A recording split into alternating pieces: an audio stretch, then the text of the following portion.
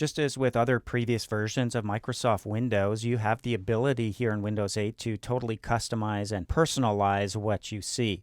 And we're going to begin with our start screen and the tiles that appear here by default. So yours may not look exactly like mine. I have the default background. The tiles that I see here are my default tiles, the default location, the default size. Notice some of them are large, some of them are a little bit smaller. Well, these are settings that can be changed. First of all, let's say we want to rearrange our tiles so the ones we use most often are over here on the left-hand side. Mail and desktop, definitely, I'm going to use those very often, but there are others here that I might use more often than messaging and people. For example, news. I'm going to click and drag news over here to the left, and you can see what happens. Now I have news, people, and messaging here. Well, the desktop, it needs to be down there. So I'm going to move it down. And aside from people, maybe there's something else I would rather see on the left-hand side, like my calendar. Drag it over here, and everything gets rearranged. So far, so good. Now, some of these don't need to be large tiles. They take up too much room, and there might be other apps I'd like to add to this list of tiles. So I'm going to right-click people. When you right-click a tile, you get the app bar, and you'll see some options. For example, you can make it smaller. By clicking smaller on a large tile, you can see it takes up less space.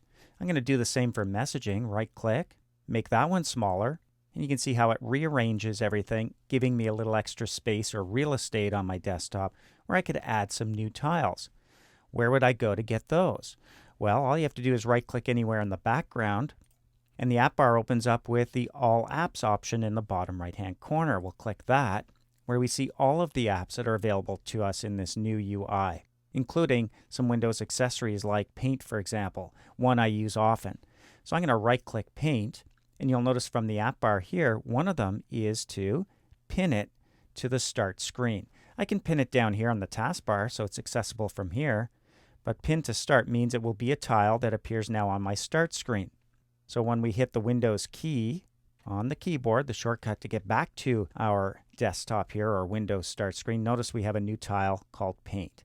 We can move that into a more accessible location by clicking and dragging it as well. If there are some that you never use, maybe I don't play games, you can right-click a tile and unpin it. You can even uninstall programs or apps from here, but we don't want to do that. We might need it down the road. We just don't need it on the start screen right now. So clicking Unpin from Start removes it, again creating some extra space. Now, as an administrator, you might use administrator tools on a regular basis, and you want to add those to your start screen. Well, that's actually a setting that we can change, and to access our settings, we can go to the bottom right-hand corner or top right-hand corner. When the charms appear, the very last one is your settings charm. Now, there is a keyboard shortcut, Windows, and the letter I to access settings that we see here. So you'll see something, for example, at the top for tiles. Click Tiles. And notice that by default, admin tools are not being shown here. If you use them and you do want them to show, just click the slider and it moves to the yes position. If you find you don't use them, you can turn them off the same way. Let's use our keyboard shortcut this time. Windows and the letter I together brings up our settings. We'll go back to tiles and we'll turn them back off. Now when we click over here, it takes a second and they disappear. Let's go back to those settings though for a minute because there are some personalization settings we can change from there as well. Windows key plus the letter I brings it back up. This time we're going to go over here to the right hand side and down to the bottom to our Change PC settings. Click there and it opens up the actual settings app. Now Personalize is selected at the top on the left hand side, and we do have three different categories: the lock screen, start screen, and account picture. The lock screen is what we see when we log out, or perhaps when you first turn on your computer and you're prompted for a password. So what do you want showing up in the background? You can choose your image. If you have your own image, you can use the Browse button to find that. And also as we scroll down, you'll notice there are certain apps that will continue to run when the screen is locked. So messaging, mail, and calendar. But click the plus sign if there's something you might want to add to that list. When we go up to our start screen, we can change some of the personal settings there as well.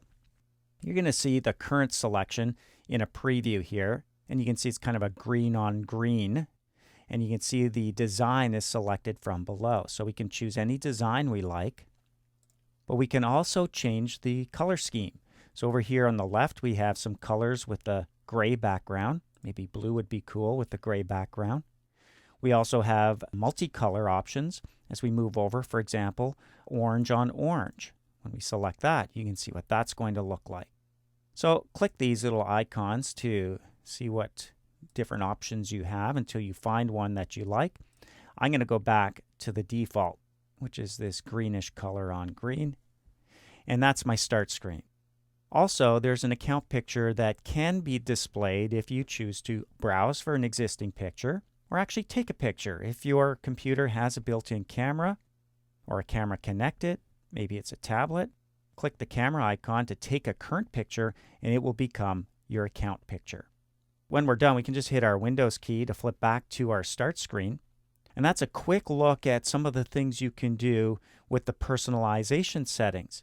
Now, something else that might be happening for you that's not happening for me is called Live Tile. You might be seeing current weather for your location. You might be seeing finance updates or maybe news items.